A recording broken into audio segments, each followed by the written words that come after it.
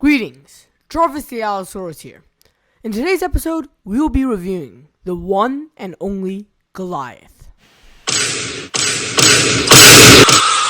Now, if you're a coaster enthusiast, you've probably heard of this type of coaster. However, if you're not, you more or less probably heard about it too, as it's one of the most iconic roller coasters ever built, holding the record for the tallest full circuit coaster for a whopping 3 months. Although the ride is extremely iconic, people absolutely crap on this ride because it apparently sucks. However, I'm here to tell you that's not the case. And I believe that Goliath is good. Before we get into my review, here's a short history on Six Flags Magic Mountain's infamous hypercoaster. Goliath is a hyper twister coaster, standing at a height of 235 feet, with a drop a bit taller at 255 feet. The drop is at an angle of descent of 61 degrees. The coaster reaches a maximum speed of 85 miles per hour. Goliath was built in the year 2000 by the now defunct manufacturer Goliath. When glancing at Goliath, you might find the track design fairly familiar. This box track design was actually designed by the founders of B&M, who worked as engineers for Goliath. Goliath wasn't always a coaster manufacturer though. Before, they were actually subcontractors for Intamin, working on over 22 coasters worldwide. This was before they decided they wanted to take a shot at building their own. Anaconda at Gold Reef City in Africa was the first ever coaster Goliath built, looking fairly similar to your average Batman the Ride clone. However, the trains featured 2 across seating rather than 4.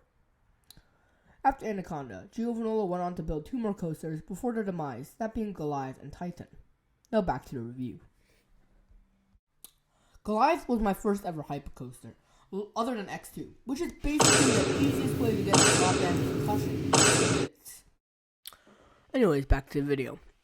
Unlike B&M hypercoasters, such as Mako or Nitro, Goliath focuses on positive G's, which is where most of the complaints come in, stating that it has no conventional airtime. However, I respect Goliath for designing something different instead of following similar layouts. Although many people state that Goliath has no airtime, I must disagree and say it in fact does. During my 8 rides of this thing, I experienced incredible airtime during the camelback after the turnaround and surprisingly during the first drop. Many complain the first drop is weak and shallow. However, on the ride, it still delivered amazing floater airtime during the drop and high positive G's during the pullout. So I don't get what the whiners are yapping about it. As a matter of fact, the drop felt much steeper than it looked on ride. Another complaint is the turnaround, which is said to be boring. Although the train crawls through this element, I can't help but admit it looks extremely cool in the skyline and gives amazing views of the park whilst experiencing it. By far the biggest complaint I've heard about this ride is the mid-course brake run. Even though I'm a sucker for Goliath, I must come to terms and say I completely agree. The mid-course is a pace killer. However, without it, the second half will be way too intense for the general public, which will take away its popularity. I wish for one day, like for a special event or something, they could just turn it off and let the beast loose. On second thought, maybe not, because those G's will be crazy. My favorite aspects of Goliath are definitely the look and the intensity of the coaster. The rusty orange and the faded blue just match so perfectly for no goddamn reason, and the seats of the coaster are extremely comfortable. The lap bars also fit very loose, although it's still safe of course. The coaster is also very intense, especially during the final helix of the coaster. I always gray out a bit every time I ride. And did I even mention the absolute smoothness of the coaster?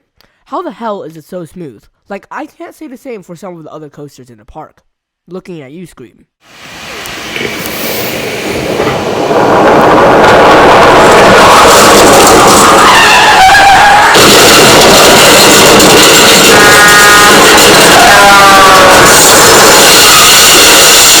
B&M, take some notes.